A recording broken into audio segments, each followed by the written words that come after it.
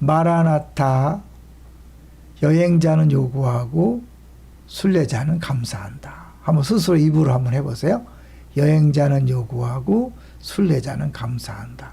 나는 지금 요구하는 삶을 사는가 아니면 감사하는 삶을 사는가. 제가 최근에 찍은 사진 2장을 먼저 한번 소개해 보려고 그래요. 무슨 그림 같아요? 비둘기가 책 읽고 있는 것 같잖아요. 그죠? 비둘기가 마치 책을 읽고 있는 것 같은 사진이 찍혔어요. 주님이 주신 선물이죠. 그 다음에 이거는요, 분수를 찍었는데 분수에 사람 모양이 나타났어요. 이걸로 해서 한 사모님이 엄청 은혜를 받았는데, 우리 참 친한 사모님 하나가 이 모든 것들이 하나님께서 하셨다는 거죠. 우리가 뭐 이렇게 만들어낸 게 아니라 주어진 거잖아요. 오늘 수고하지 아니한 땅과 건설하지 아니한 성읍들을 주었다. 우리 주일 설교의 한 부분이잖아요. 내가 왕벌을 너희 앞에 보내어 그 아모리 족속의 2왕을 너희 앞에서 쫓아내게 하였나니 너희의 칼이나 너희의 칼로서 이같이 한 것이 아니다. 너희가 한 것이 아니라는 거죠.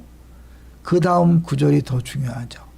내가 또 너희가 수고하지 아니한 땅과 너희가 건설하지 아니한 성읍들을 너희에게 주었더니 너희가 그 가운데 거주하며 너희는 또 너희가 심지 아니한 포도원과 감람원의 열매를 먹는다 하셨느니라. 우리가 하는 것처럼 보이지만 결국 더 중요하고 많은 것은 하나님의 선물로 주어졌다는 것을 보여주고 있죠. 이제 계속해서 얘기했지만 우리 고난동 예배당, 이거는 우리가 건축한 게 아니잖아요. 건축한금 낸 사람이 하나도 없어요. 어떤 분은 또 그럴 거예요. 나 기쁨의 동산교회 와서 기쁨의 씨앗 심게 했다. 이거 이제 우리가 30억이 우리 교회에 주어진 거였어요. 근데 그 30억은 건물값은 하나도 안 들어갔어요. 땅값만 30억으로 친 거죠. 감정가가 25억이에요. 그래서 30억을 요구해서 30억을 주기로 했고 5억을 갚은 상황에서 우리가 기쁨의 씨앗 심기를 했잖아요. 그래서 한 구자에 250만 원씩 현재까지 262구자니까 뭐 얼마 안 되죠. 그러나 성도들이 헌금을 가지고 지금 거의 다 갚아서 2억 남은 상태인데 그 우리들이 헌금한 것도 결국은 이 건물 값은 아니에요. 땅 값이죠. 그러니까 이 건물 들어설 때마다 주님이 주셨다고 그렇게 인정하셔야 되겠죠. 근데 우리 2006년 8월 27일 날 첫 예배를 드리고 2006년 10월 29일 날 파송 예배를 드렸죠. 근데 그리고 2006년 11월 5일 날 기동 첫 예배를 드렸는데 처음 예배 드리고 2달 동안은 마음껏 이렇게 오가면서 선택하라 그랬어요. 근데 처음 예배 드릴 때 그 기전에 김인종 목사님 이렇게 광고했잖아요. 김인종 목사인지 김광희 목사인지 헷갈리는 사람만 남아라. 그 광고를 듣고 제가 맡았던 교구의 한 어르신이 왔어요. 그 광고를 들으면서 저 광고를 들으면 한 명도 안 오겠다. 그래서 나라도 가야 된다. 그래갖고 오신 거예요. 왔는데 이제 그 당시에는 정식 우리 교회 등록한 게 아니라 그냥 가까우니까 모였던 많은 어르신들이 있었어요. 그야말로 백발부대죠. 오죽했으면 이제 우리 한혜숙 권사님이 왔다가 보고 저한테 목사님 어떡해요? 그렇게 했어요. 그러더니 그 다음 주에 남편인 전용훈 장로님, 그 당시에 이제 평신도를 모시고 왔죠. 그래서 우리 교회에서 신앙생활하고 장로까지 되셨잖아요. 이제 그 정도로 사실은 초반에는 쉽지 않았죠. 그리고 이제 2달 동안 이분들이 마음대로 하기 때문에 그분들은 사실 우리 교인이 아니었어요. 근데 계속해서 어쨌든 간에 가득 채워서 예배를 드리다가 이제 11월 첫째 주에 이제 완전히 본격적으로 우리 교회 헌금도 우리가 해서 그 헌금으로 모든 걸 지불해야 돼요. 근데 생각해 보시면 교육자들이 많았어요. 직원도 많았어요. 건물 유지비가 있잖아요.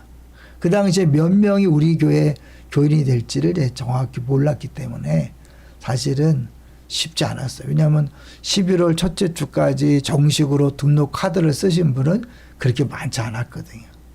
그러니까 이제 막상 11월 첫 주 되었을 때에 사실은 이제 많은 분들이 다시 안산동산교회로 가고 실제적으로 기쁨의 동산교회에 남기로 하신 분들만 남았죠. 그때 당시에 생각해 보면 야, 몇 명이나 남을까? 헌금은 얼마나 들어올까?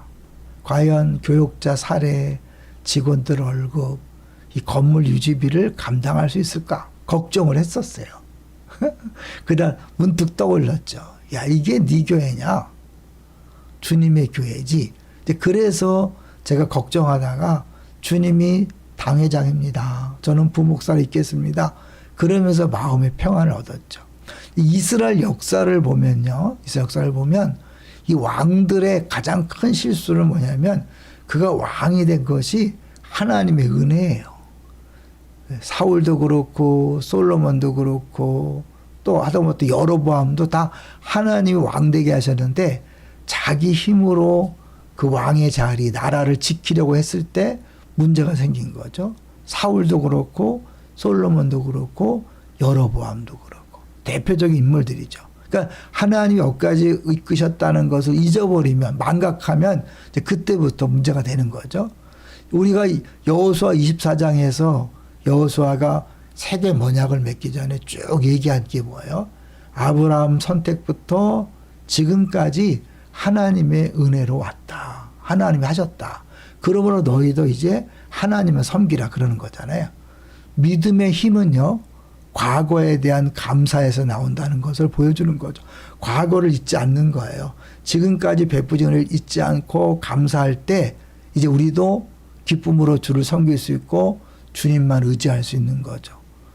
우리 주일날 잠깐 봤지만 이 섬기다라는 것이 단순히 우리가 뭐 누구를 섬기는 차원이 아니라 하나님을 예배하는 거죠. 하나님을 왕으로 섬기는 거죠. 근데 그 섬김은 여호와에 대한 의존적 관계의 인정이에요.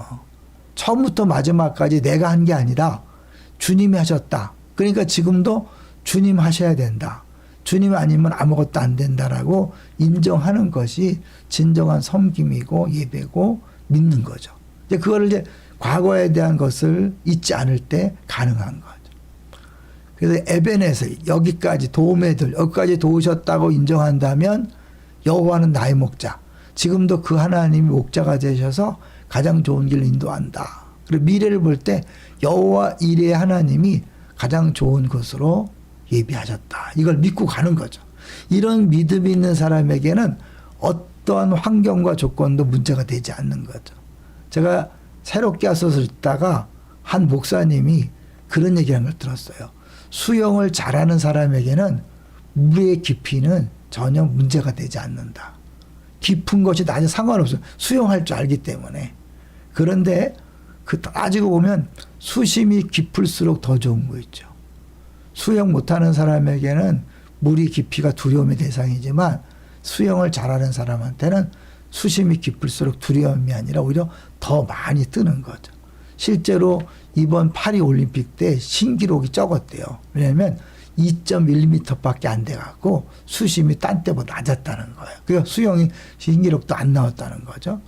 믿음 있는 사람에게는 오히려 어쩌면요 어렵고 힘든 상황이 더 유익할 수 있는 거죠. 찬송가 373장 찬양하면서 이제 마무리해 보려고 그래요. 잘하시는 찬양. 고요한 바다로 저 천국 향할 때 주에게 순풍 주시니 참 감사합니다. 큰 물결 일어나 쉬지 못하나 이 풍랑으로 인하여 더 빨리 갑니다.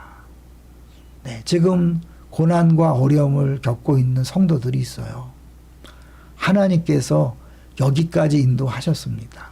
그렇다면 지금 당하고 있는 고난도 주님 없어서 주님이 우리를 사랑하지 않아서 주신 것이 아니라 우리에게 더 큰 유익이 있기 때문에 주신 거죠. 그거를 믿음으로 바라보고 감당한다면 이제 우리는 이 고난 때문에 더 빨리 갈 수 있는 거죠. 힘내십시오. 여기까지 우리는 수고하지 아니하는 땅, 건설하지 아니한 성읍에서 살아왔습니다. 오고 있습니다. 그렇다면 지금도 주님이 가장 좋은 길로 인도하실 것이고 앞으로도 가장 좋은 길로 인도하실 줄로 믿습니다. 그 믿음으로 바라보십시오. 모든 고난과 아픔을 바라보십시오. 믿음이 있으면 고난과 아픔 문제되지 않습니다. 더 나아가서 고난과 아픔이 크면 클수록 더 우리에게 유익합니다.